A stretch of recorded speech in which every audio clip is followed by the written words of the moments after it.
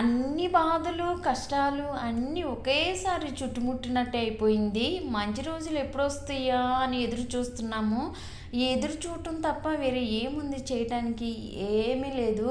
ఎప్పటికైనా మంచి రోజులు వస్తాయి. ఏదో ఒక రోజైతే ఈ కష్టాలన్నీ పోతాయని ఎదురు చూడటం తప్ప ఏమీ చేయలేకపోతున్నాము. ఒకేసారి మా చుట్టూ అంతా కష్టాలు, బాధలు, అప్పులు, బాధలు, కన్నీళ్ళు అన్నీ కూడా మా చుట్టూతో ఉన్నట్లు అనిపిస్తున్నాయి. ఉన్నాయి కూడా. ఏదో ఒక రోజు ఒక స్టెప్ ముందుకు వెళ్తాము అన్నట్టుగా అయితే నేను వెయిట్ చేస్తున్నానమాట. సో కష్టపడదాము, కష్టానికి తప్పకుండా అయితే ఒక రోజు ఫలితం అనేది వస్తుందని నేను గట్టి నమ్మకంతోనైతే నేను ఉన్నాను. మాది ఒక సాధారణమైన చాలా చిన్న ఫ్యామిలీ అనే చెప్పుకోవచ్చు. ఎందుకంటే కష్టాలు, బాధలు, కన్నీరు అందరికీ ఉంటాయి. అవి ఏమి మనుషులకు కొత్త కాదు, మనుషులేమి వాటికి కొత్త కాదు. కాకపోతే ఏంటంటే చుట్టూతో ఉన్నప్పుడు మనకి ఆ బాధ అనేది ఎలా ఉండిద్దంటే మనము దూకాలనుకుంటాం కానీ మనం దూకలేమన్నమాట.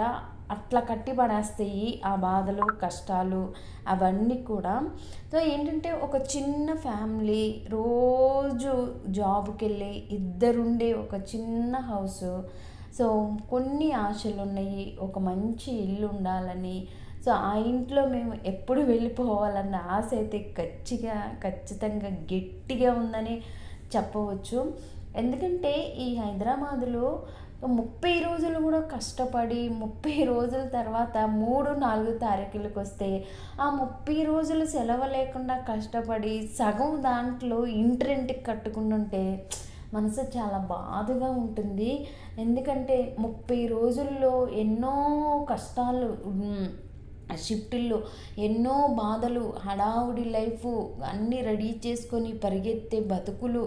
కానీ అంత బతుకులు 30 రోజులు బతికి అక్కడుండే టార్చరు ఇవన్నీ భరించి తీరా 3-4 తారీఖుల్లో ఆ కష్టంలో ఒక హాఫ్ అయితే ఆ ఇంటి రెంట్ కడుతుంటే చాలా పెయిన్ అనిపిస్తుంది. ఎందుకంటే ఇంకెన్ని సంవత్సరాలు, ఇప్పటికి 11 సంవత్సరాలు అయిపోయింది.